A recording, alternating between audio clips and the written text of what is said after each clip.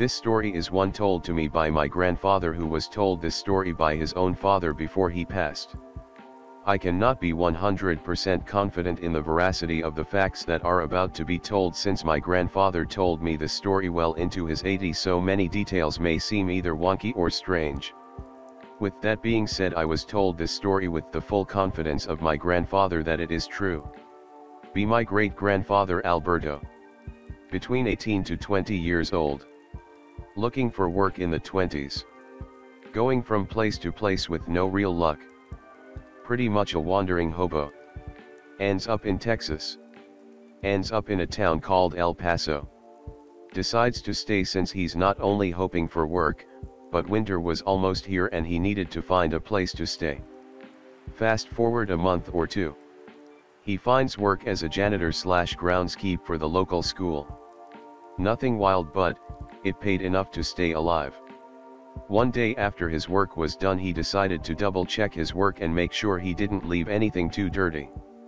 On his look around the building, he runs into this old man. Looks like pick related. Hey, you're not really supposed to hang around here, you need help getting home. Haven't got a home, don't need one. The old man stands up and looks at Alberto. Almost like he's checking to see if anything is out of place with him. May I help you? The old man just smiles and tells him that he's making sure everything is in order. Old man pats him on the back and begins to leave. Soon as Alberto turns around, the man is gone. A bit confused, he simply finishes his work and goes home for the day. Alberto would see the man constantly from then on. Man was cordial and very compliant when he was told he had to leave the premises. Each time the old man would make sure Alberto was in good health. Would constantly ask, "Have you had any fevers lately? Have you felt ill? How is your stomach?" Each time Alberto would answer politely, but always felt as if the man has an ulterior motive behind these questions. Thought what it was never obvious. One day Alberto, who will just type out as AL from now on since it's faster, had fallen ill with a bad stomach virus. Still went to work since he was just that kind of person. When he ran into the man again, the man once again asked, "Is all well with you, good sir?" Al for the first time responded that he was not in the best of health. Almost instantly the man's face sparkled with a smile. "Here, my boy, drink this. It shall make your ailment disappear as if it never occurred." As he said this, he took out a small bottle of clear liquid. Al looked at the liquid and asked the man what it was, obviously very wary. "Trust me, my boy, it will do you no harm. Besides, would you rather be more wary of a cure or your clothing integrity?" The old man said with a hearty laugh. Al, thinking in his mind he had nothing to truly lose, took a swig of the bottle. By Al's own words, it was the one of the most disgusting things he had ever tasted. It was so bitter it almost stung his throat. It was so bitter that it began to make him vomit. He vomited for about 3 minutes before it subsided. Angrily he asked the man what was in that elixir and why did it taste so disgusting. The old man simply smiled. "As bitter as it may have been, how does your stomach feel now?" Al hadn't even noticed he felt better. No, more than that, he felt revitalized. Like he had never had the illness to begin with. He felt as if he had just taken a long nap and was better than ever. Al looks at the old man and asks what exactly that was. Old man simply continues to smile and tell him to not worry about it. "Just something I made myself, glad it helped you, my boy." The man left again and Al, besides himself, almost impulsively followed the man. By the time the old man had turned the corner, he vanished. Not a single trace of him was left. Al went back to work with the thoughts of the old man still in his mind. Next time he wouldn't let him get away and would instead ask how he made the medicine. But the man didn't come back. For a few months. Then years. Then almost a decade. The man never returned. Until one day in autumn of 1931. Al had gotten a wife and a family of his own. Had pretty much all but forgotten the old man and his strange elixir. 2 years before my grandpa was born, his brother was born. First child to Al and his wife. One night he fell really ill. This was in the 30s, so even something as simple as a common cold could still fuck you up good. Plus his brother was barely 6 months old. Not enough money to even see a local doctor. Have to rely on simple bed rest and soup since that's all they knew how to do. At one point the kid got to a point where it truly seemed like he wouldn't make it past the night. Al, having no other option, had to try and find anyone who would loan him money to get this kid to a doctor. Ran all over town and no luck. No one even gave him a glance.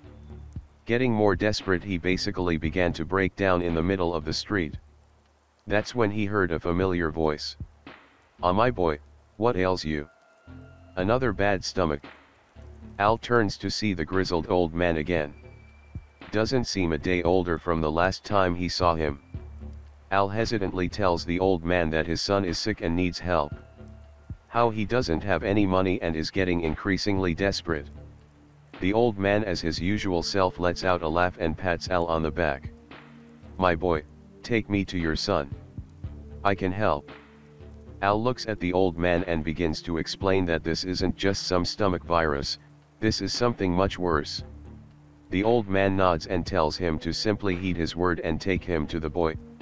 Reluctantly Al takes the man to his son. The old man inspects the boy whilst Al's wife asks him who the old man is. He tells her, he's a man who helped cure him of a sickness once, maybe he can help the kid. Wife, understandably looking at Al as if he just lost his mind, tells her to just trust him. The old man begins to take something out of his jacket. "I say, my boy, you've made quite a life for yourself while I was gone. Beautiful wife, a nice home, and a child. Truly wonderful," the man says as he mixes 2 elixirs from his coat together. He then proceeds to give the child a singular drop of the elixir on his forehead and gently rubs it on the infant. Al looks on in confusion but also hope. Only a few seconds later the baby's cries subside. The wife goes to check their son and she notices his fever is gone. In fact, the baby is sleeping soundly. Happily. No sign that the fever ever existed. Just like that day 10 years ago. It was seemingly a miracle. The old man smiles and gives the elixir he used for the child to Al. "Take this, 1 drop should he ever fall ill again." Al takes the elixir and as he puts it away he notices the man walking out of the house.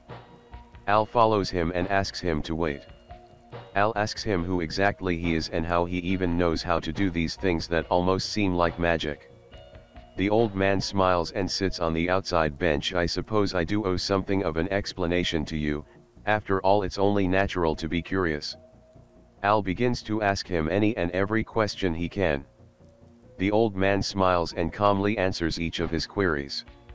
"What is your name?" "My name? My name?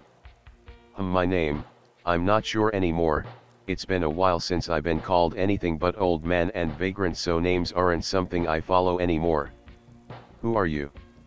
"Just a simple man who likes to travel, to see the world, to learn, and as you can see I've learned quite a bit." "What exactly are those elixirs made of?" "Simple things, bones, plants, natural things that come from the earth itself." "Is it magic?" "You could see it that way, yes, but I like to think of it as science that science hasn't accepted yet." "What does that mean?"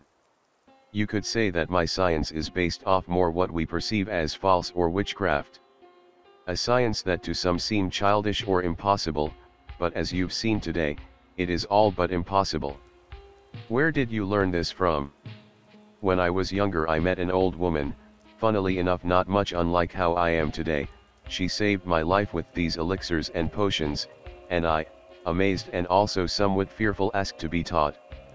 Which she did with reluctance." "Could you teach me these things?" "Heavens no, this knowledge comes not without a heavy price, a price that I could never ask of someone who has a wife and a child. Simply out of the question." "What is the price?" "It comes at the cost of one's own death." "As in you can't die?" "That doesn't seem too awful." Of course not, eternal life seems like a blessing. For the first 100 years. You're over 100 years old? Possibly older by now, my boy. So does that mean you're also invulnerable to harm? Oh no, I can still very much be shot and murdered. I said eternal life, not invincibility. Couldn't you just kill yourself then? It wouldn't matter, I have no soul to cross over with, so it would simply be my end. So does that mean there really is something else after this? From everything I've been taught? Yes. If you're immortal, why are you so old looking? Just because I can't die doesn't mean I can't get older, it just takes longer. Can you cure illnesses and wounds? Of course, it's pretty simple. What can't you cure? This question made the old man stop. For the first time since meeting, he frowned, and looked at Al. I can't cure death. Once a soul has begun to cross, I can't bring it back. I know from experience that life does not like to dwell on itself. What will you do now? Simple, my boy. I continue to wander, continue to learn, until this planet's last breath. Al, without any further questions, simply begins to thank the old man for everything he has done. The old man, once again smiling, pats Al on the back. My boy, I simply did what was needed of me. And with that the old man left without another word. Never to be seen or heard of again. Simply made into a story for his children to hear when they were older, and eventually I heard it. I can't necessarily say I believe it, but I suppose anything is possible. Cheers, you old elixir making man, hope you're still kicking. Short little addendum, my grandfather actually did have an empty vial in his posse's irons when he passed, which I have to assume was the vial of elixir given to him by his father. We'll try to post a pic of it someday, but, for all I know, we probably threw it away when we were cleaning his belongings after he passed. I'll bite, have no idea how long this'll take, so strap in, gonna be a couple of stories from my time as a trucker. Be me. Freshly 21 years old. No aim in life, recently was evicted and lived with my father. Decide one day randomly while playing American Truck Simulator that hey, I could do this no problem. I'm a bit spontaneous with my decision making. Get in contact with a company, they agree to ship me out across the country for training. Excited, I've never really left my Midwest state and wanted to see the country, plus the money I was going to be making was crazy to think about. Get out there, get the training done, took about a month altogether. A lot more went into driving semi-trucks and hauling shit than my shitty video lead me to believe. My first partner is some 50-something army vet. He's a bit strange and has a short temper, but I just keep my mouth shut and always say yes sir when he gives me advice. I was brand new and he'd been doing this for years. The first delivery we do is from San Francisco to upstate New York, literally coast to coast, which meant a big paycheck. Before we ship out, he decides to stop our little conversation and light-hearted joking and got very serious. You see this? He's holding up one of those 100p notebooks with the funky pattern, think the Ned's declassified notebook if anyone knows what I'm talking about. It says diary on the front. Never ever touch this or read it, it is my property and my personal business. Why yes sir, of course. A bit strange but whatever. Fast forward like 4 months, from what I can tell the dude isn't completely right in the head, the most minor inconvenience will make him flip his top. I mean someone will cut him off or won't let him merge and he'll yank the entire rig over on the side of the road to have a scream/cry fit. Tears, snot, thrashing his arms, the whole bit. It freaks me out a bit. The dude is obviously unhinged, but I chalk it up to PTSD from the army. One day he decides he needs to go home and handle some personally business, something that happens often. We pull off in a trucking parking lot somewhere in PA, his East Asian wife who speaks zero English picks him up. I'm sitting in the truck playing Hearthstone on my phone waiting for him to get back. I look over to the passenger seat. It's his diary, he must have forgotten it. The thought crosses my mind to look in it, but resist the urge at first. I mean, it's sorta a dick thing to do and I'm not the type to do something like that. Or so I thought. After about 10 minutes of going back and forth in my mind about it, I decide fuck it, I'll have a bit of a peek. Flip through it, shit about how lonely it is on the truck at months at a time, on the road. With loneliness comes frustration. Sexual frustration even. Okay. Sure, I get it. He continues on about how it weighs on his mind more and more. Finally catch up to the part where I got on the truck. The mood of the diary immediately shifts. Instead of describing me by my name, or even age, he starts writing about how smooth my skin is. Excuse me? How exciting it is to have someone else to finally share the road with. How my clothes fit me well. Oh God, please no please. How my smell is, and I quote, invigorating. He then explains in his fucking diary that he did a bad thing. How he took one of my pairs of boxers for use later. My blood ran absolutely cold. I immediately ran to the back of the truck where the bunks are and flipped the bottom bunk open where I kept my suitcase was.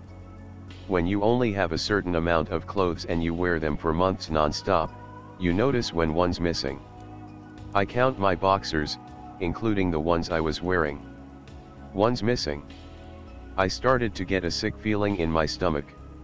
I packed all of my things, loaded them off the truck and got a motel, called the company and told them I wanted another partner.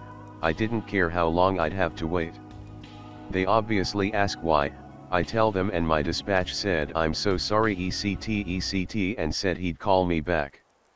30 minutes pass and I get texts blowing up my phone from my partner, saying everything from "you broke my trust, that was confidential," and my favorite, "you were asking for it from day one." Keep in mind I'm a 21-year-old dude. Call him a freak, block the number.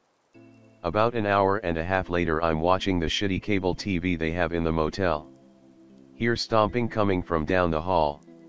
Hear beating on my door. I mean, it sounds like someone is trying to kick it in. Hear my partner's voice. "You motherfucker, your ass is mine, get the fuck out here, you lying shit." Call the front desk. Who call the police? While they're on their way I decide to look out the little eye hole thing in the door.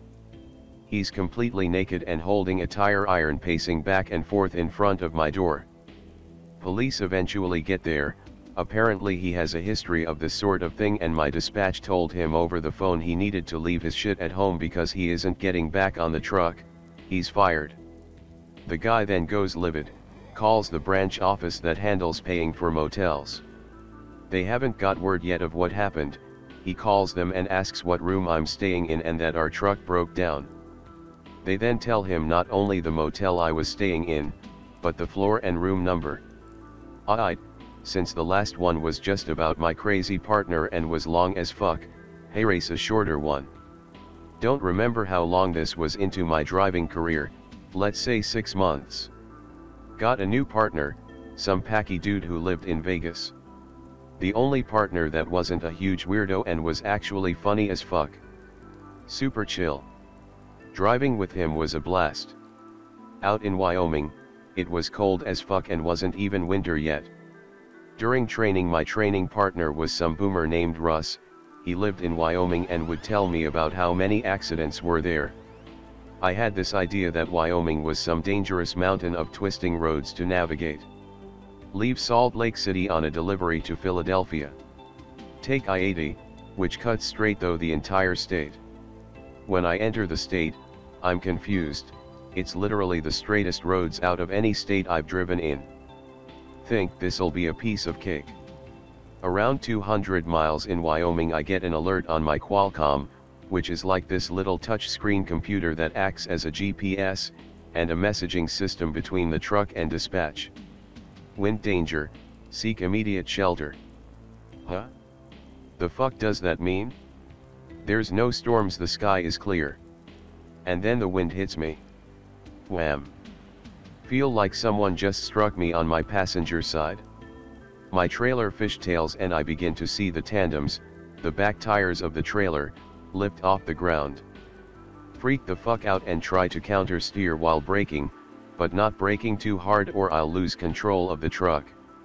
Manage to come to a stop, pull off on the side of the road and put my flashers on, get out to set reflectors on the road. At this point everyone is pulling over, the wind is crazy. Get out and actually get knocked on my ass by the wind, and I start rolling. Like some shit you see in Looney Tunes. Realize putting out reflectors would be useless, they'd just blow away. The wind is like ice against my skin, I mean it actually is painful, it's so cold. Make it back to my truck.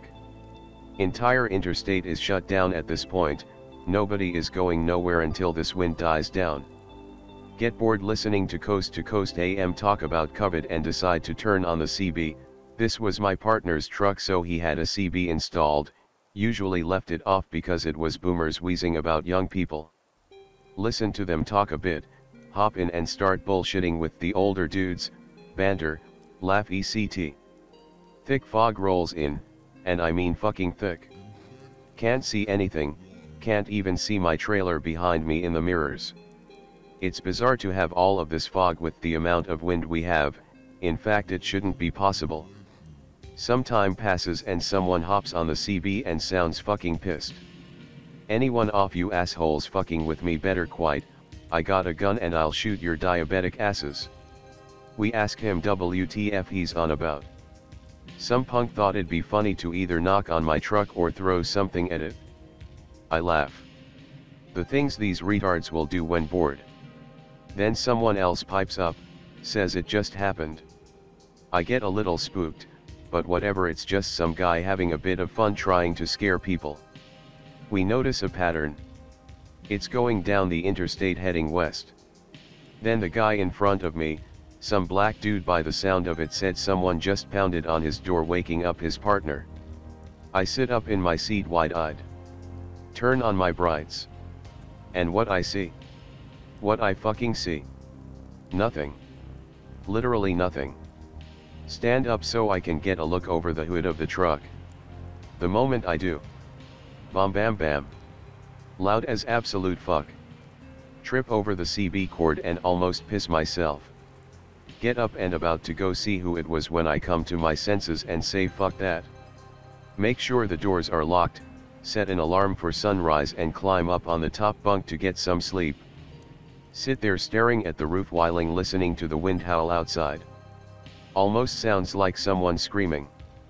Get no fucking sleep.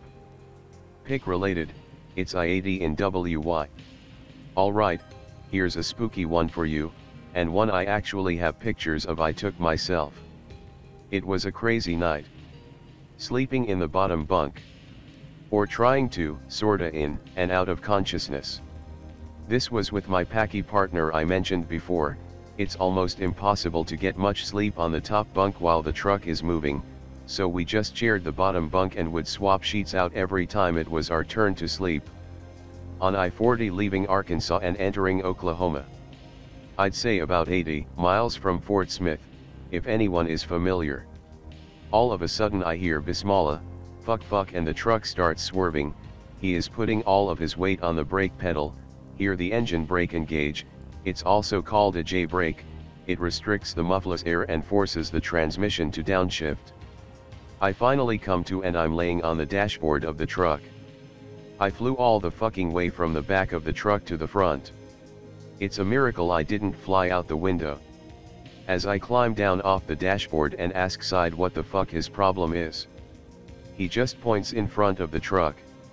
An entire rig flipped the fuck over. It can't be more than a couple of yards in front of us. Sit there staring at it for a second, then I realize. Fuck, we have to help them. I throw on pants, and hop out the truck running over to the cab. By this time trucks had stopped behind us, thank God they didn't strike us from behind, and are running over as well. Me and some younger Mexican dude climb up on the cab, trying to pry the door open. I ask if they're alright and get a moan in response. Can't get the door open, tell them to cover their eyes as me and this other guy begin breaking the window. We finally bust it and the Mexican dude climbs in first. He was smaller so it'd be easier to pull him out. We finally get this guy and his partner out of the truck. They are bleeding but insist that they're okay. Pick related, the red truck is mine, censored the truck number for obvious reasons. The guys that wrecked are father and son, some Indian dudes, I mean Indian as in Native American. The son was driving, father was apparently sleeping. It's a miracle the old man wasn't hurt worse. We aren't going anywhere for a while until the police get a crane truck to pull their truck out of the way. The question finally comes up. What the fuck made you turn over your truck like that? My mother. Huh. It was my mother, I know it was mom. He then begins to explain while driving he smelled the perfume his mother used to wear. As he's trying to figure out what that smell was, and this is what he said, his mother, plain as day, was standing in the middle of the road while he was going 70 miles per hour. His first reaction without thinking was to swerve and avoid her, causing him to lose control and flip the truck. His father cuts him off saying that's enough, no more. He begins arguing with his father about it and I ask how could your mother be out in the middle of nowhere? The father looks straight at me and says, my wife's been dead for 14 years, he must be mistaken. My blood runs cold. I walk away and get in my truck, smoke a cig and try to process what just happened. Cops finally show up 2 fucking hours later and begin to attempt to move the truck. They take my statement, my partner's, and a few other people. I don't know what side told them, but I told the officer what the son and father said. I see the color drain from his face. That will be all, thanks for taking the time sir, have a good night.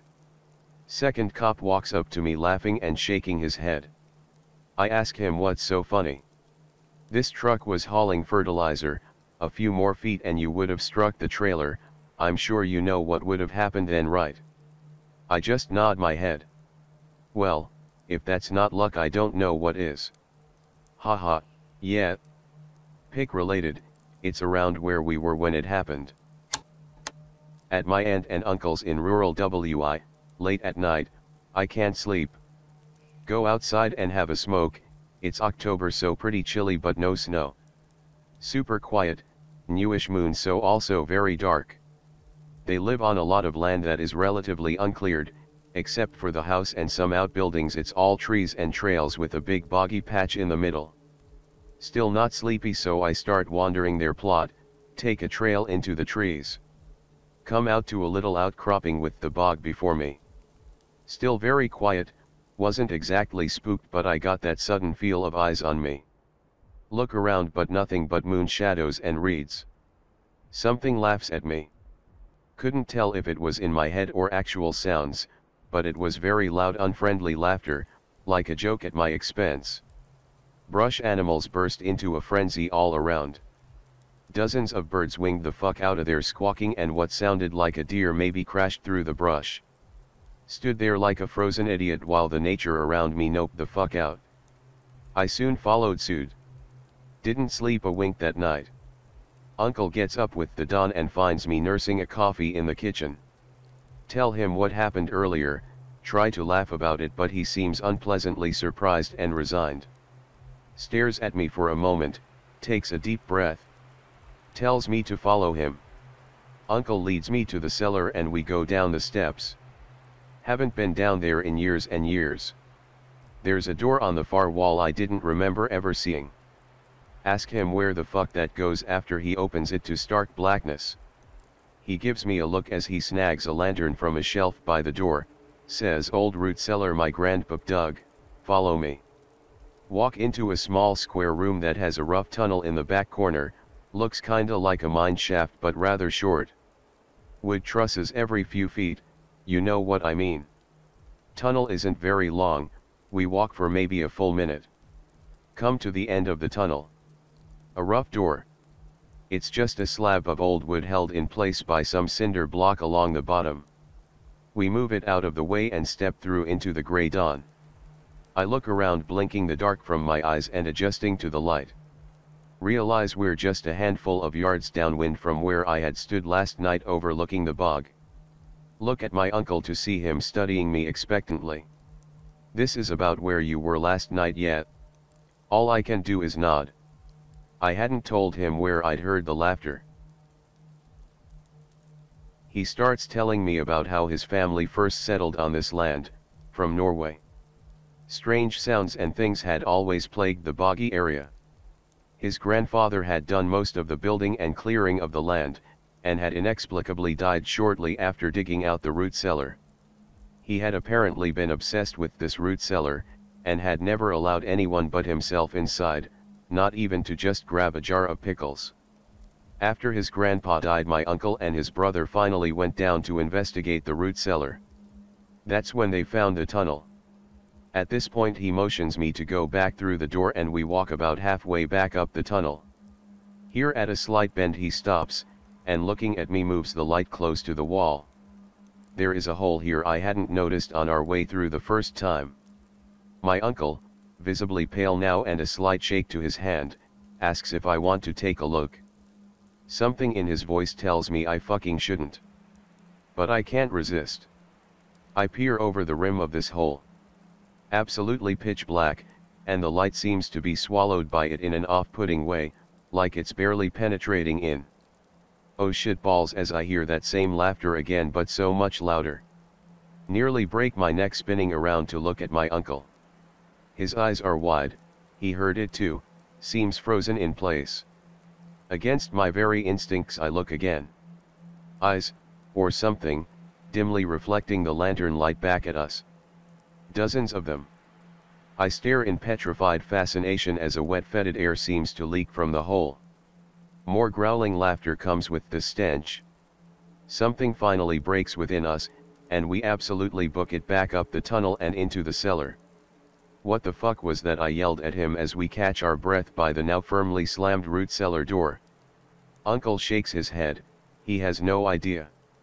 Said he hadn't been in the cellar himself since that day he and his brother had first investigated and discovered that. Over the years he had tried to convince himself it had just been a youthful fancy. When I told him earlier about the laughter, it brought that crumbling down. He laughs shakily and says ignorance is bliss, but he felt he had to take me down there. I agree as I stare at the thick door of the root cellar. He tells me how, though autopsy had ruled his grandpap's death as natural causes, his grandmother had a different story to tell. According to her, his grandfather had been found belly up in the bog with his eyes scooped out and no other visible injuries. Apparently the rest of the family at the time had reacted very poorly to this, but the grandmother had been the one to discover his corpse. At this moment I recalled my uncle's brother had committed suicide, but I didn't know anything more than that. I hesitantly asked him about this. He looked at me a long while. Yes, he said, he was found dead of a gunshot wound in the chest. And no eyes. After this my uncle actually started to cry, so we just got blind drunk that day after he called off work, and we have never spoken about that morning again. I gathered from some further drunken ramblings before I passed out that he's terrified he'll be found dead one day, with his eyes gouged out. He's still alive, and they live there still. I don't know what I'll do if he's found dead like that. Order some Domino's BC, I'm a fat fuck. A lovely cheese pizza, just for me. Breadsticks too BC, why not? Pay online and request the delivery guy leave it at the doorstep. Social anxiety. Guy actually texts after dropping off my single loser meal. Text says, I left your pizza next to the garden gnome. What? I don't have a fucking garden gnome on my porch. Open front door and find pizza box open, one slice missing. Tiny little footprints leaving the porch and down the apartment stairs. The disappear into some bushes. I been gnomed. MFW. Week passes. I order Domino's again. This time I wait outside. Social anxiety be damned, this is my pizza, and I've gotta protect it from the gnomes. Sit at my little porch table scrolling through my phone. Start to feel watched. Never experienced anything like it before. Closest thing I can liken it to is when you're leaving a room and you turn off the lights but you feel something at your back. Sensation doesn't go away. Hear rustling in the bushes downstairs. Probably just a cat. Gets pretty violent though. Bushes look like someone is literally shaking them. Hoping neighbor comes out and sees this shit. No dice. Finally pizza arrives and bushes stop shaking. Pay the delivery guy and rush inside. Try to shake off the spooks. Put on a few episodes of Quantum Leap and devour my entire pizza. Go to bed. In the morning, find my porch trashed. My little table is knocked over, chair is wrecked. Door looks like it's been scratched all to hell. Heh, probably just those darn cats I heard in the bushes last night. But inside I know. Gnomed yet again. Another week passes. Things have gotten kinda bad. First, I started hearing knocks at my door. I'd check to find nobody there. This turned into taps on my bedroom wall as I slept. That turned into a constant tapping in the walls of any room I would be in. As the week progresses, the tapping and knocks get more annoying. They get louder too. My neighbor even pulls me aside to tell me that I'm making a lot of noise at night and his kids can't sleep. It's definitely not me, but I tell him I'll keep it down. By the time I'm calling up Domino's for my Friday night pizza binge, the tapping is actually unbearable. I'm ordering a large cheese, as usual, with a scratching at my door like a dog trying to get in. There's a tapping in the wall behind me too as I place my order. When I'm done, I hang up the phone and make my way outside. Tapping stops as I open the door and take a seat on my ruined chair on the porch. Wait for the pizza guy to come. All quiet on the western front. Eerily quiet. First time I've heard quiet in a while. I make a decision right then and there. The delivery guy shows up. I take the pizza from him and immediately pull out a slice. Drop it carefully at my feet, and say, "All right. That one's yours." Pizza guy looks around trying to figure out who I'm talking to. I pay him and he hurries off nervously. I go inside with my portion of the cheese pizza and sit down on the couch. This is the first time in 2 days that the fucking apartment has been quiet at all. I soak it in for a moment. Then put on some Quantum Leap and dig into some cheesy goodness. A few minutes into stuffing my face, I hear a soft tap at the door. God damn it. I get up and open the door knowing I won't find anyone. And I don't. What do you want? I left you a slice. Look down and notice something. There were a bunch of these little mushrooms all piled together at my doorstep. Pig related is one of them. Figure it's a thank you gift from the gnomes. Scoop up the mushrooms and decide to eat them with my pizza because I have no regard for my health. Before I do, I snap a pic and send it to my friend to see if he knows what they are. In the meantime, I'm snacking on them with some pizza. Eat about 3 or 4 before realizing they kind of taste like shit and put them aside. After a bit, Quantum Leap starts to look really fucking weird. In fact, the entire room looks strange. Text message from friend reveals that my gift was in fact a pile of psychedelic mushrooms. Planned on going to bed early since I have work tomorrow at 6 a.m. Instead I trip balls until about 5 in the morning and go into work. Nearly lose my job that day because I can't think. Once more, and yet again, I have been fucking gnomed. So no, this one probably isn't all that spooky, and I could tell the paranormal bits in just a few lines, but maybe you'll bear with me.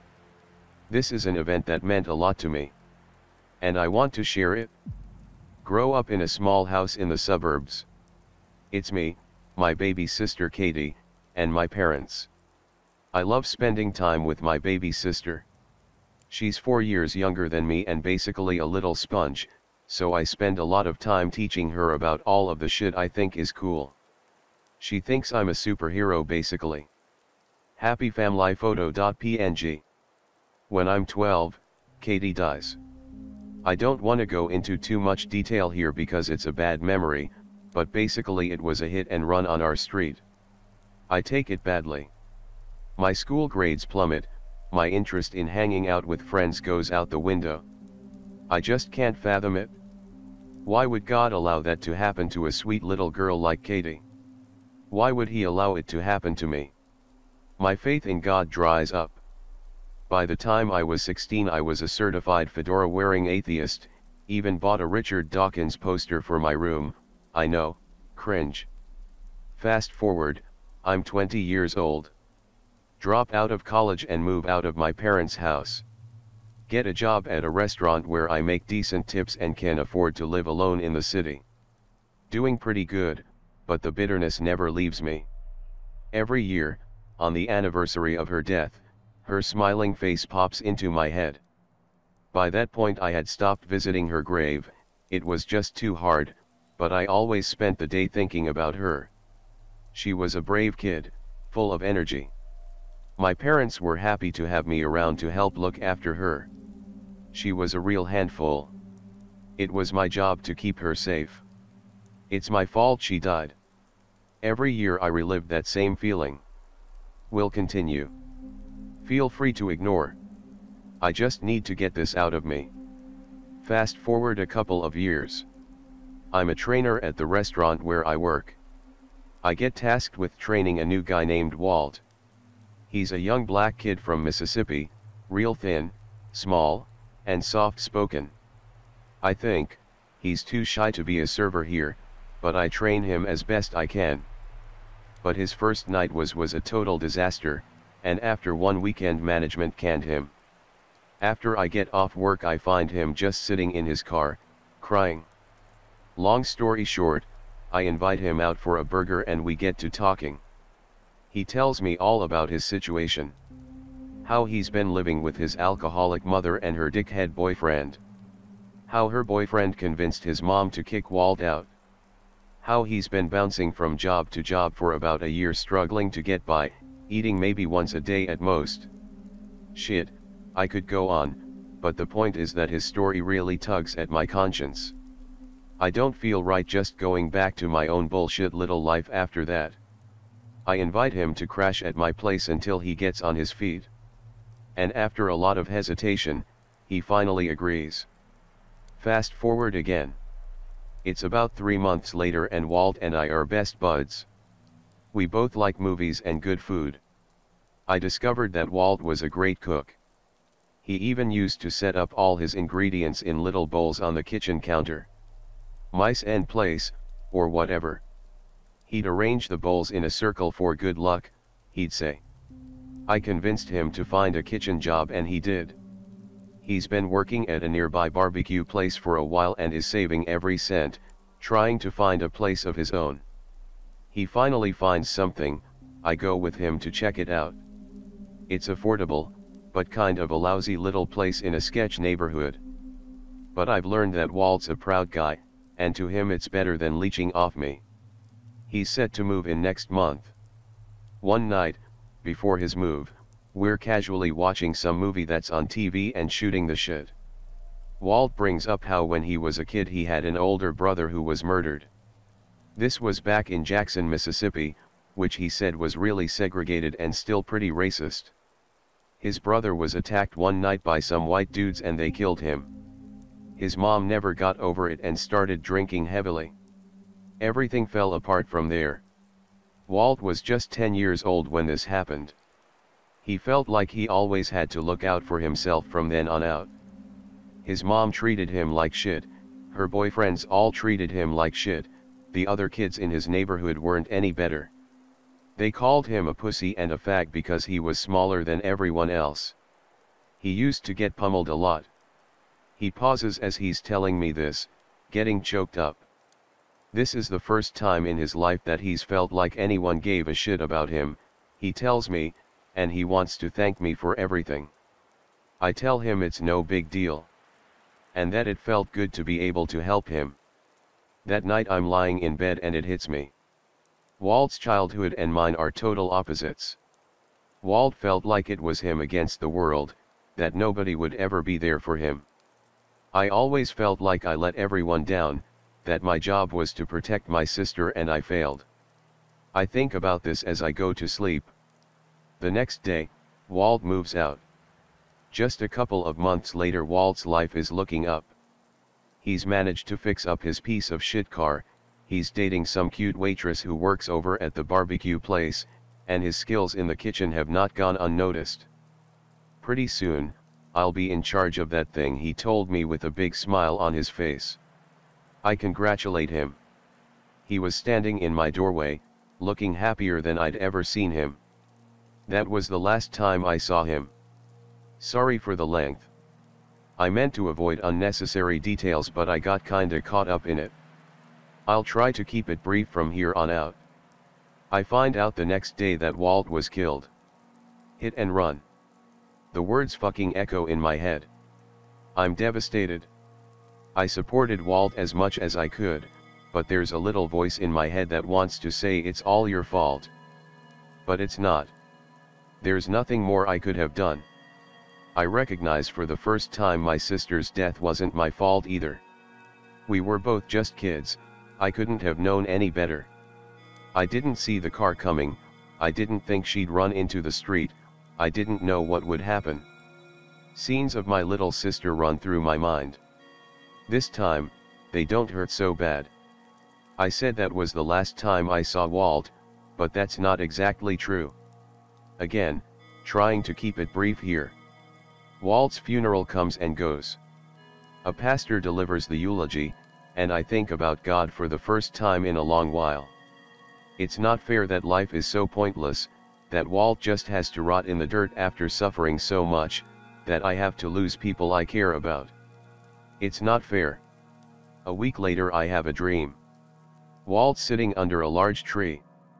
I tell him I miss him and he says, "Why? I'm right here." The next morning, I decide to visit Walt's grave and talk to him for a little while. I leave some items I think he'd like, put them all in a little bag the size of your fist and laid it right there on his grave. In the distance I notice a large tree that looks like the one from my dream and I walk over. Not sure what I was expecting. It's not like Walt's gonna pop in out of nowhere and say hello. It's not like he can hear me. But, still, I say, "I miss you, man." Instantly I feel a strange peace and a weird sensation. I can't explain it, just felt like a really intense form of goosebumps, only pleasant. I walk back towards the cemetery gates.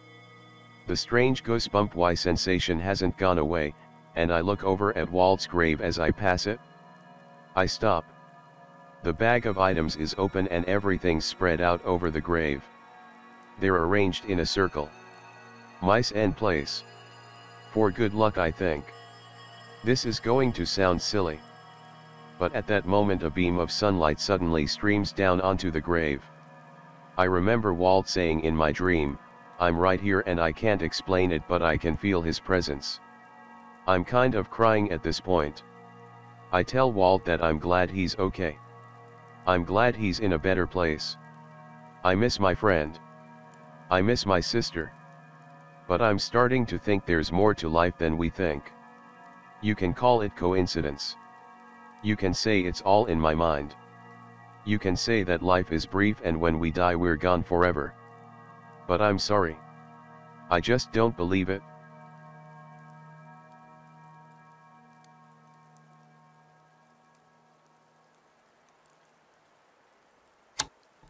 I used to work in the gas industry as a geologist. From 2007 to 2009, I was on a contract with a Russian company called North Gas, back when industrial relations with the UK were still fairly cordial. There was lots of potential gas sites in the Siberian region far up north, and I used to go around potential sites with company borehole engineers, usually in groups of 2 to 3.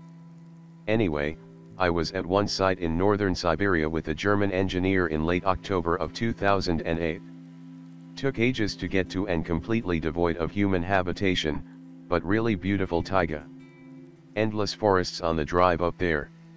Anyway, the site we went to survey was fairly typical of what you expect in the industry at these sorts of locations, thin topsoil giving way to permeable siltstone, excellent locations for surveying. Now to the story. We came to a location where satellite imagery was suggesting that permafrost was retreating. It still fucking snows and ices over, of course, but the key point is that it's not entirely frozen over. You can install stuff during the summer months, get gas production up. It was a pretty boring landscape though, very thin topsoil giving way rapidly to permeable siltstone. Lots of these natural holes all over the place too, permafrost plugs that had melted and left 20 to 30 m deep holes dotted all over the place. We decided to stay a few weeks and do some test surveys. First week was completely fine, got some good locations, things progressing smoothly. By the end of that week though, things were getting a little weird. Every time I would go out with the spectrometer after that first week, I'd occasionally hear some noises from the holes. I was never near them, because while you get a lot of gas coming off these things, they're not terribly good for industrial drilling. It was faint, just on the border of hearing. I never knew how to describe those noises until a few years later when someone took me out to a jazz bar and some guy was playing a violin-like instrument that made this drone noise, like a phantom. Disconcerting, makes your hair stand up. My colleague would notice this too. Disconcerting, as in this job, you're not really working together, but apart. So two of us were hearing stuff out there. We were both rational people, at the time for me, at least, so we put it down to cave noises. Laugh, forget it. About 10 days into the survey, it started happening at night. Again, faint, but really ominous. That drone noise. We used to sleep in the back of the van we had brought, but even through those doors we heard it. Again, stop being stupid, it's cave noises, laugh, have a few beers, go to sleep. It got worse from there. The day after, I found some slime stuff around one of the permafrost boreholes. Yeah, you get lichens and mosses around these things, not an issue, but this was like petroleum jelly, that really viscous stuff. I touched it and immediately regretted it, it felt a lot like pork belly fat. It was warm too, which was really disturbing, considering it was -5 Celsius, for you Amerifags, during the day out there. Bring round the German engineer to take a look, he looks troubled. For the rest of the day I was constantly on edge too. I kept looking back at the borehole too, just to check. I kept saying to myself. Things got worse at night. That drone noise got a lot worse, but it felt, and I know that's a shit way of putting it, like it wasn't from below, but above, on the surface. My German engineer tried to laugh it off, but I could tell he was seriously disturbed by it. Just that low few Eventually we get to sleep. God knows how many hours later though, we wake up together because there is definitely something attempting to open the door handle to the passenger seat of the van. Click click click. And now that drone is right fucking outside, and it sounds a lot like gurgling. At this point we both freak the fuck out and scream like a pair of little girls. It stops. We don't sleep of the rest of the night, and it doesn't come back. Next day, as soon as we make it 9 a.m., we cautiously open the doors. The entire back door is covered in this pork fat shit. The place reeks of something rotten too. Passenger door just smeared in that stuff. But the thing that made us immediately go fuck it, we're leaving was the passenger window, which was also smeared in this gunk, had an outline on it, like something had pressed its skull into the fat stuff and left an outline.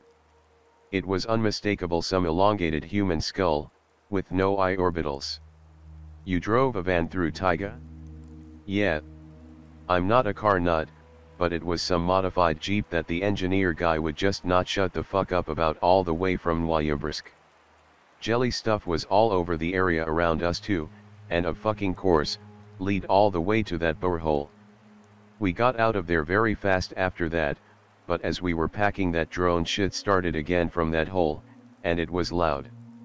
It was guttural by this point, whatever the shit was making it was down there and close to.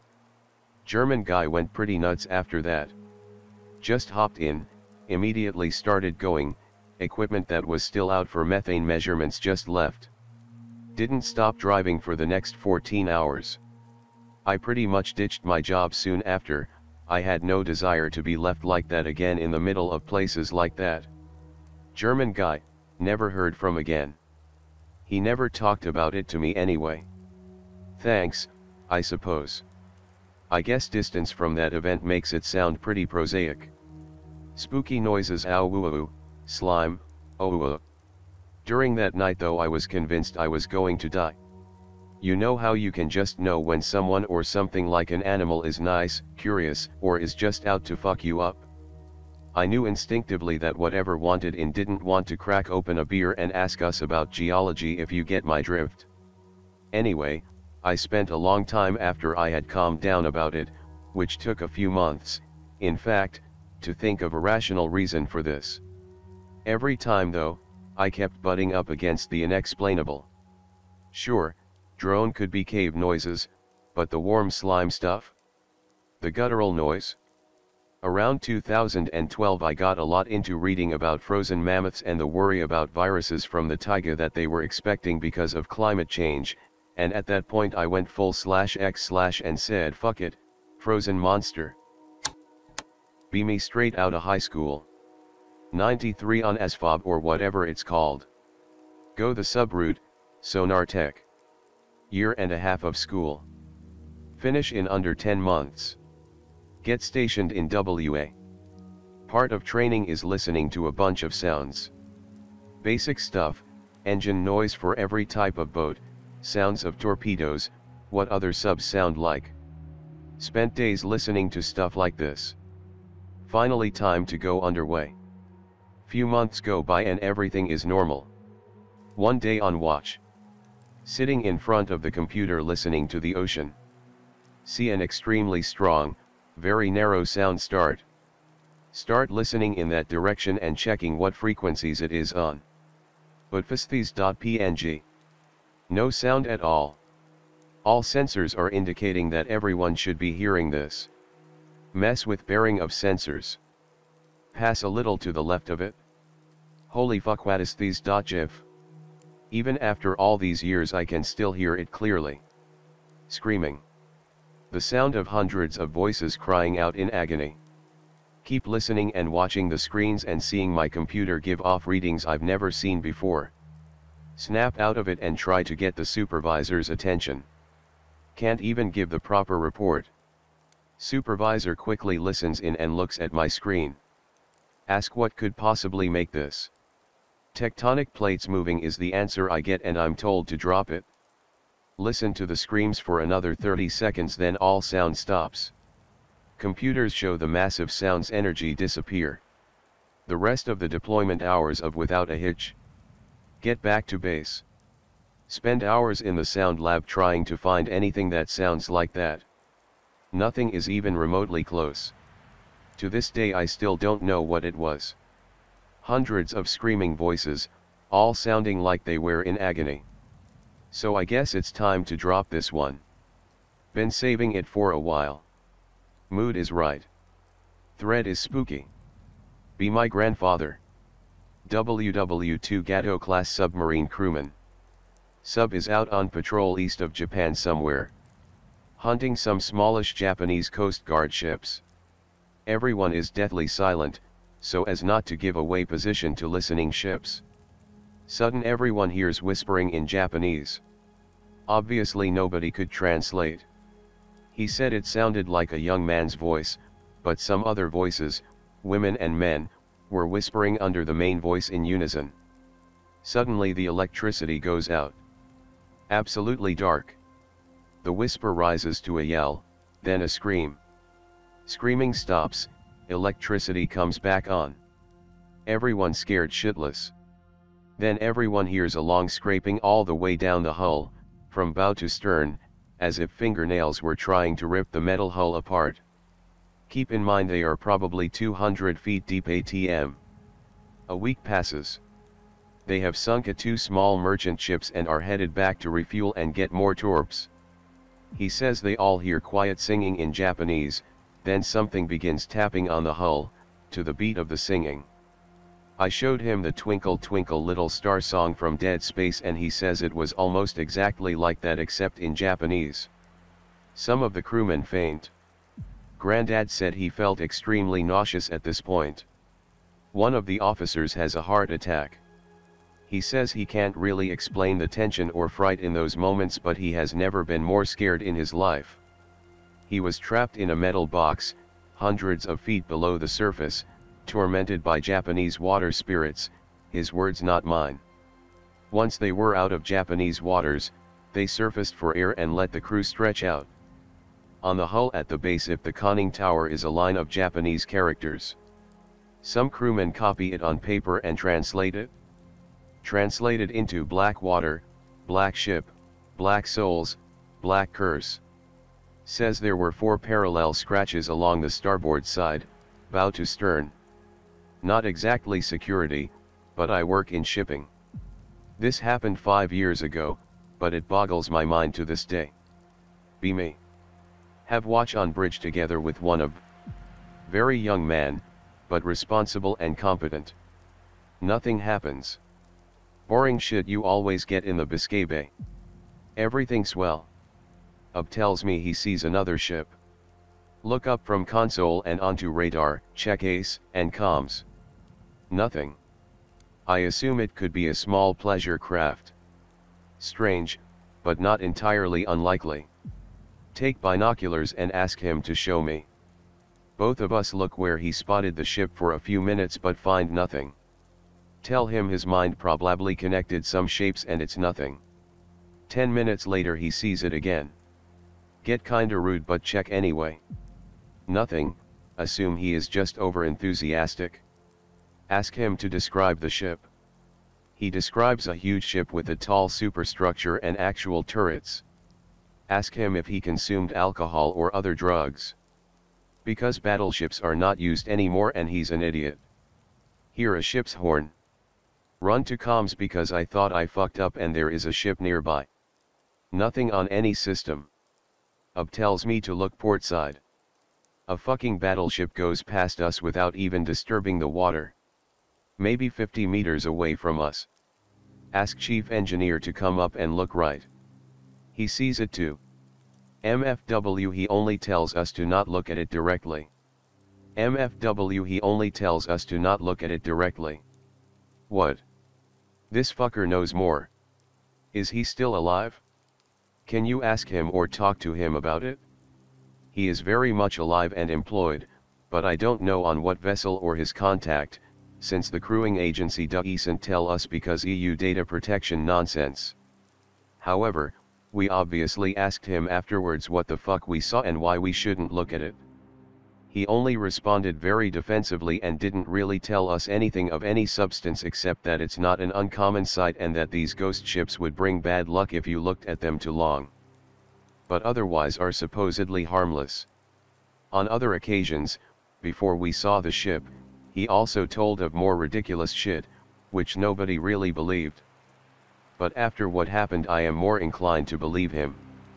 The things he also talked about and take that with a grain of salt because I think he was also just messing with the never guys, include weird stuff like sirens/mermaids in the MED, lights mimicking lighthouses, and that sounds terrifying as fuck, and more reasonable things like St. Elmo's fire and milky water, which is just physics/biology at work. I also have some more stories of strange things myself, but they aren't really scary, just strange. On a side note, for a time I was also considering that we saw a real ship adrift and abandoned. However, these don't move swiftly and straight like they are propelled by engines and obviously give of radar signatures and are affected by waves/affect them. Furthermore, they don't sound horns. High school.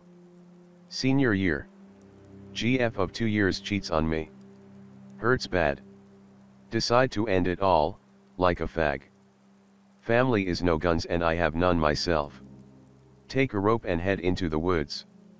Long story short, I hang myself. I remember the world going dark. Then nothing. Then I'm waking up. Shaking like fucking crazy, early February in Vermont. Not sure how long it's been, but I'm lying on the ground with the rope beside me. It somehow came untied, which seems weird. Fuck, it's freezing. Decide not to try again tonight. My warm cozy bed is calling me. Head home. Drift off to sleep. Have a weird dream. My uncle who recently died is in it. He was one of the only people who ever looked out for me. Without getting too much into it, my parents aren't exactly the best people. Uncle kinda helped raise me. One of the only people in my family I actually liked. He died last year. In my dream I'm a kid again. We're chilling on Uncle's porch. We used to do that a lot and Uncle would tell me stories. This time we're just sitting there staring at the woods. He finally turns and says one thing. You owe me one. Wake up. It's the next morning. The dream is still vivid in my mind. Feel super heavy. Decide to man up and get over my shit. Decide to make Uncle proud. Start to lift. Pick up some other hobbies. Dedicate myself to school too. Graduate and work my way through school. Just got my bachelor's degree this spring. Starting a master's program soon. Not sure if my failed suicide and the dream were a coincidence, but it didn't feel like it. Thanks Uncle Tim. I miss you. I don't really have anything too paranormal. But here's an event that stayed with me. And when I say stayed, I mean it's burned in my memory. It's an encounter I had with an Ojibwe woman named Sarah. Let me give a little context first. 1989. Congress passes a law. The Smithsonian must return many of the items that it has on exhibit. Human remains and funerary objects. Anything considered sacred by a native tribe must be returned to that tribe. This starts a chain of repatriation of sacred objects. Fast forward. 2017. I'm working as an intermediary between American museums and Native Americans. The typical meeting goes like this. A tribal representatives show up at a museum. I provide them with a list of items on display and in storage. The representative makes a claim on an item or two. I determine whether that claim is legitimate. Did the item serve a religious function at any point in time? If the claim is legit, I inform the museum. Then we send the items back with the tribal reps. Nothing too complicated. But it can get messy. Many natives insist that certain items are sacred even when they have no religious purpose. This muddies the legal waters. Case in point. Sarah, Ojibwe. I'm expecting her for a meeting one morning. I've been told that she's been traveling state to state, museum to museum, searching for a very specific object. Before she arrives, I leaf through my inventory sheets. I see that the museum does have a number of sacred Ojibwe items. This includes a ceremonial pipe and stem currently on display, a big no-no nowadays. Sarah shows up. Her request surprises me. She's looking for a cradle. I gently inform her that we don't repatriate utilitarian items. No moccasins, no baskets, no cradles. We can only return sacred items. Sarah tells me the cradle is sacred. It was carved by an elder for a spiritual purpose. Okay, but even if that's true, the museum is going to fight to keep the cradle. And they'll win too.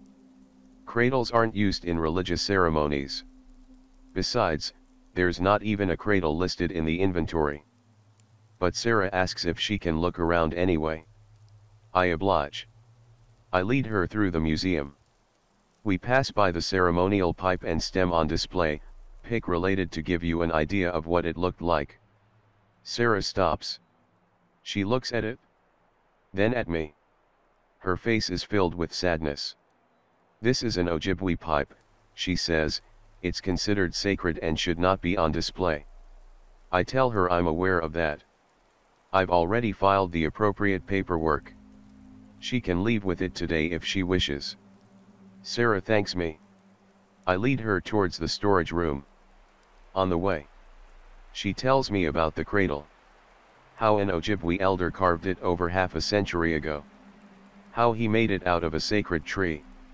When he found the tree, the elder thanked the spirits. After chopping it down, he left an offering. When he returned to his tribe, he fashioned a cradle out of the wood. Then he presented it to Sarah's grandparents.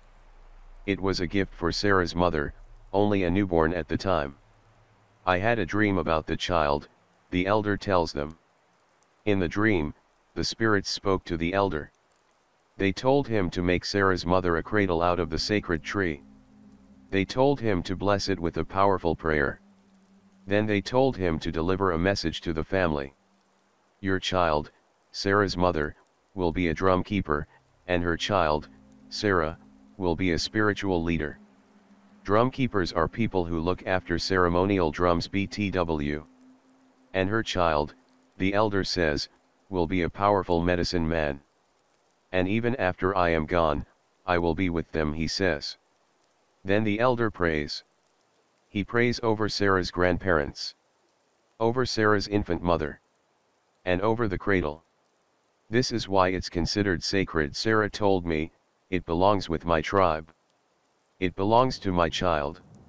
She places her hand on her stomach. I didn't even notice a baby bump. She must be only a few weeks pregnant. I'm not sure how to respond. Decide to just keep silent. We arrive at the storage room.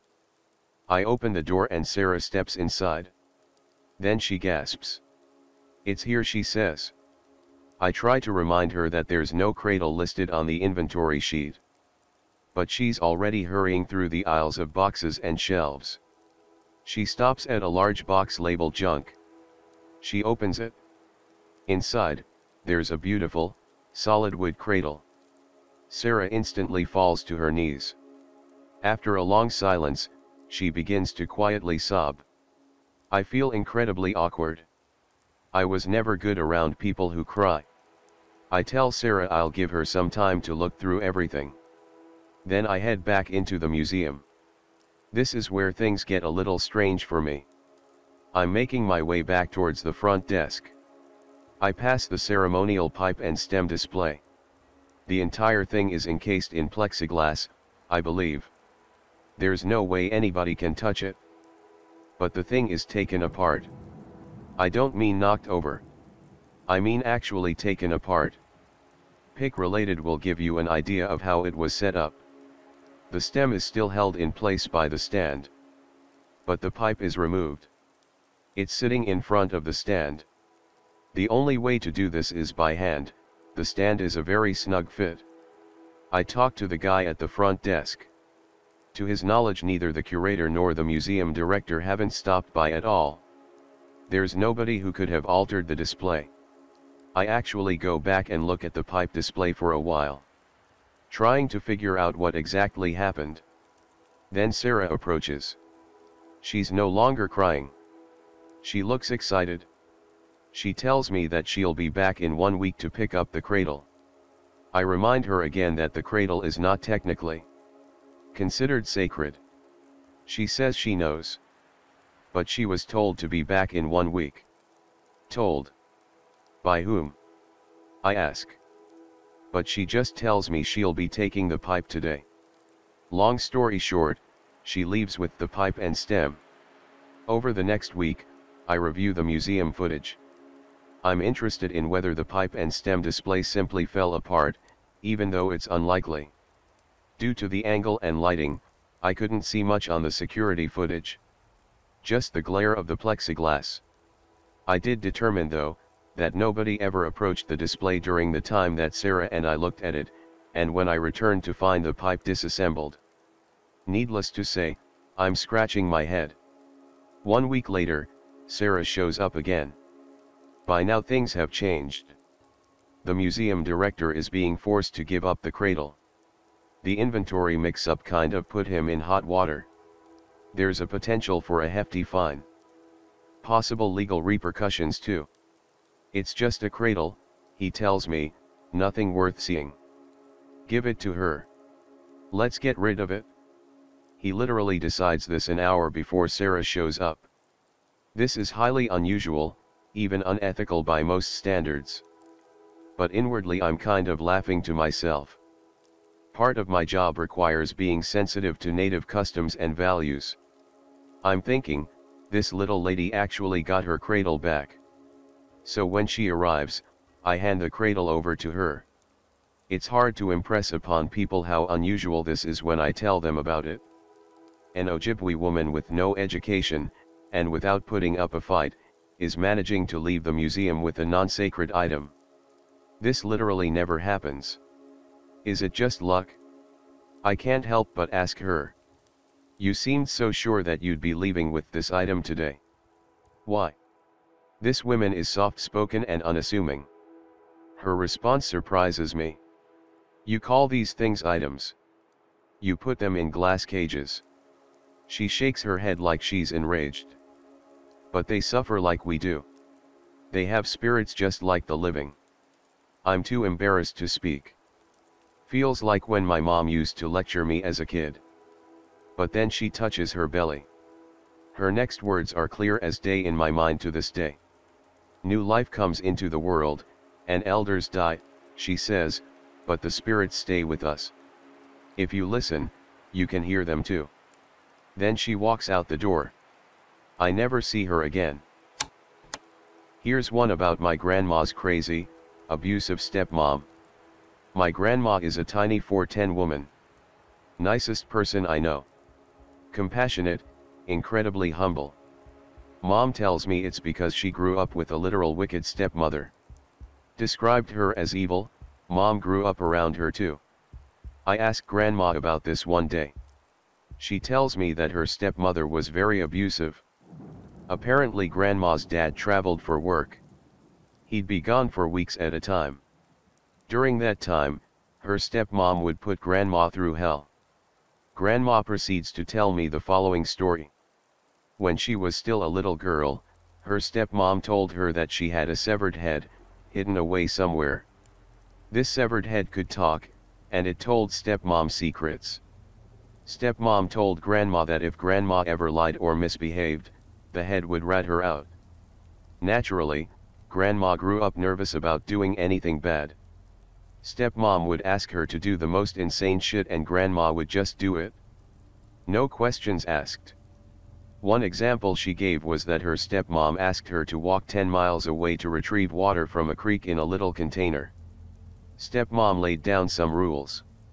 Grandma wasn't allowed to set the container of water down anywhere. And she couldn't drink any of it. And she couldn't take any of her own water either. So basically Grandma had to walk 10 miles in the blistering heat, then 10 miles straight back, all without any water and all without stopping to rest, or she'd technically be setting the water down. And she had to do this all for a little bit of water even though they had a water well out behind her house. Stepmom would always be waiting by the well for Grandma to get home. Sometimes she beat her, sometimes she didn't. Didn't matter how perfectly Grandma followed instructions. But she could always tell when a beating was coming because stepmom would be pacing by the well, looking agitated. She'd claim the head told me what you did, and beat the fuck out of Grandma for no reason. As she got a little older, Grandma started developing a spine, asserting herself a bit more. Stepmom responded by telling her the story about how she got the severed head. Said it belonged to her ex-husband. Stepmom slit his throat one night while he was sleeping. To avoid suspicion from her neighbors, she slashed her own arms and legs. Blamed her husband's death on a group of bandits, claiming they tortured them both. Stepmom showed Grandma the scars where she'd cut herself. Said that if Grandma didn't act right, she'd make another severed head out of her dad. And maybe one out of you. Grandma ran out of the house crying. Stepmom laughing like a maniac as she ran off. Grandma ended up in the woods. She sat under a tree for a long time, crying, until she wore herself out and fell asleep. When she woke up it was after dark. She'd been there for hours. She got up and hurried home. She gets closer to the house. She's quiet so as not to wake stepmom. She's slowly approaching the water well behind the house when she hears two voices. Can't really hear them at first. Eases closer and can just make out stepmom standing by the water well. Sounds like she's talking to someone, but grandma doesn't see anyone there. There's definitely another voice though, which grandma doesn't recognize. But her first thought is, she's talking to the head. In grandma's mind, the head knows everything. And it's the main reason she's terrified of stepmom. So she panics at first, thinking the head knows she's there, eavesdropping, and that it's going to tell her stepmom. But apparently that doesn't happen. So grandma keeps listening. Stepmom keeps talking, the other voice answers. Stepmom's just asking a bunch of weird questions that don't make much sense. The voice speaks really slow and has a deep voice. Grandma is suddenly curious about what it looks like. She tries to get closer. But all she can see is the well, and stepmom's silhouette in the dark. Then the other voice says clearly, "Someone is listening." Grandma freezes. Stepmom's silhouette ducks quickly down behind the well. It pops back up and looks around. Then hurries away towards the house and disappears inside. Grandma stays perfectly still for a long time. She's worried that her stepmom might be secretly watching from the house. But she's also thinking that it looks like she put something down on the ground before she left. She thinks, she left the head behind. After a long while of standing still, Grandma slowly begins approaching the well, crawling along the ground. She reaches the well and her hands feel a strange patch of grass. She feels around. It's a pile of dead grass and leaves. It's covering something. Grandma feels around some more. There's a small handle underneath. She tugs at it. A door lifts up. It's a secret compartment in the soil. Down in the ground, about 2 feet deep, is a wooden box. Grandma thinks, this is what she keeps the head in. She's almost afraid to touch it, but she lifts it out of the ground. It's very heavy. Places it down on the ground next to her. She actually whispers, "Hello," thinking it might answer, but nothing happens. She wants to look inside but can't bring herself to. She decides she's going to get rid of this evil thing. Still worried that her stepmom might be watching, Grandma crawls on her hands, keeping to the shadows. She lugs the heavy box behind her as she goes until she's a good distance from the house. She remembers a huge empty tree trunk that she passed in the woods earlier and decides it's a good place to dump the thing. She hurries into the woods as fast as she can, carrying this heavy box, and dumps it into the hollow tree trunk. Then she slowly makes her way back home. When she gets there, her stepmom is wide awake, sitting at the table. She asks Grandma where she's been. Grandma tells the truth. "I fell asleep in the woods." Usually stepmom either flies into a rage or threatens to ask the severed head if she's lying. But instead she just orders Grandma to bed. The next night, Grandma sneaks out of the house. Returns to the tree trunk where she stashed the box and retrieves it. Sets it on fire. Makes sure it's totally burned before she heads back. The next morning, her stepmother can't get out of bed. Grandma checks on her and finds her face looks warped. Said it looked sideways, like her mouth was entirely on one side of her face. After that, stepmom was always very frail. The severe beatings pretty much stopped. Grandma was never sure if there was actually a head inside the box.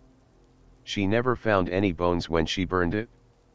But I know what I heard at the well, and she wasn't alone out there. Background info. Be me. Single mom. 5 years old son. Husband died 3 years ago. Crushed to death in a machine at work. Settlement money. Bought a Victorian house that was modified into fourplex. Front of house is our apartment, sunroom up front. First tenant has to walk past our app to get to their apartment on the first floor. Walk past first tenant's door to back door. Back door of house leads to stairwell. Door has been modified, need to be buzzed in and out of stairwell or have key, to prevent package theft. Those stairs give access to all apartments but also the only way to top 2 apartments. I rent to these people so I can work at home part-time, to be there for my son. I have a GR8 son. Smart, talkative, gentle, funny boy. Friends W everyone. Sometimes too friendly even. I spoil him at Christmas/birthdays. His grandpa on his dad's side comes disguised as Santa to visit every Christmas. Son loves the visits from Santa. Around December. Talks about Santa all the time. This year he started to talk about Mrs. Claus. Weird, also hoped he would drop it so I didn't have to try to get a Mrs. Claus to come visit this year, too. Son and I have a usual morning routine. Breakfast, bath, then I get him set up in son room to play for an hour or 2 while I work in the living room adjacent. This day I can hear him talking a lot. Sounds like he's having a conversation. I go to check on him. Our goofy dog follows me into the sun room. Goes apeshit, runs to window barking and losing it like he just saw the devil. Not like dog. Maybe a rabbit or something. Son says it was Mrs. Claus coming to visit. Okay weirdo, and I go back to my work. Dog won't come with me though. Dog won't leave son's side. 2 more times I hear dog bark and go ballistic at the window. People walk by our sun room all the time to get to the back, he is used to it. Not sure why he's so upset. Then I hear a loud crash. Son starts crying. Dog losing his shit. I rush in, nobody is around the sun room. Dog freaking out window. Son freaking too, saying Mrs. Claus throw a rock at dog. Mrs. Claus mean. Etc. I take my son to another room and try to figure out what if anything he saw. He said he couldn't tell me about Mrs. Claus because then the Christmas magic wouldn't work and Santa wouldn't come. He said some other things about her magic talking to him and offering him snacks and doing magic. Sounded like make pretend to me. Still call grandpa over to hang out us for rest of the day. He leaves that night. Dog wouldn't stop pacing around house that night. Next morning, usual routine, but ask son to stay in living room me. Dog in backyard playing. About 30 minutes later, go to get dog. Dog is dead. Foam coming out of mouth. Nothing wrong him externally. Son is not okay. Vet said it would cost serious $$ to do labs and an autopsy to figure out why he died. He was 7 years old and a large breed, vet said probs natural.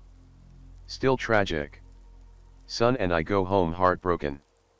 Later that evening. Son is hanging out and playing while I make dinner. Hear him giggle a little for the first time all day. Then he goes silent. I run to go check on him and he's laying flat on the floor. Lips turning blue. Call 911, go to hospital. Turns out son had somehow got a huge dose of Benadryl and overdosed. CPS is called. Now CPS is coming around as if things weren't bad already. Childproof our house even more than it already is.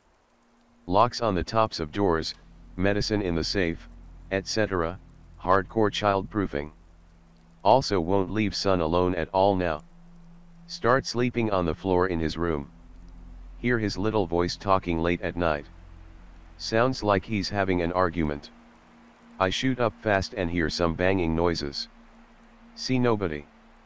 Again he says he was talking to Mrs. Claus. Starting to think it's a ghost. Go back to sleep. Next morning I get a call from tenant.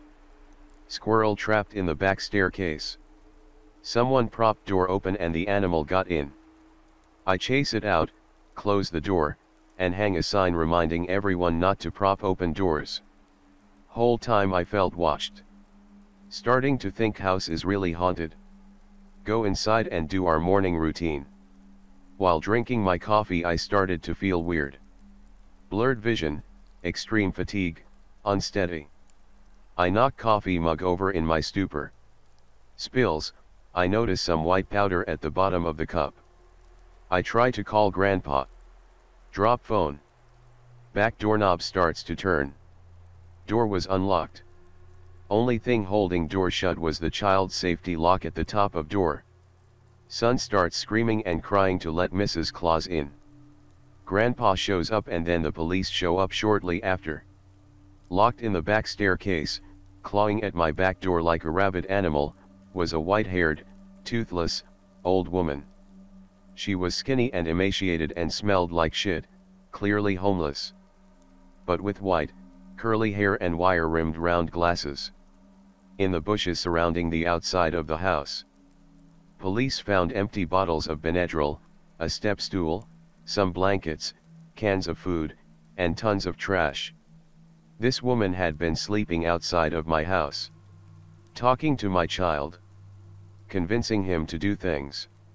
Even throwing stuff over the fence for him or through open windows. She had convinced my son to dump a powder into my coffee that morning. And convinced him to unlock the back door. She had been buzzed in mistakenly by a tenant, and propped the door open for herself to come back later. She came back and hid. She probably watched me chase the squirrel around and hang the signs up. She had been tapping on windows trying to get my son's attention. When I tried to call Grandpa, the call went through before I dropped my phone. He heard the woman screaming. I don't even remember her yelling. He heard my son screaming too and rushed over, called 911. I had to explain to my son that she was pretending to be Mrs. Claus. Which made him realize Santa as a whole is people pretending. This is the second worst Christmas we've ever had.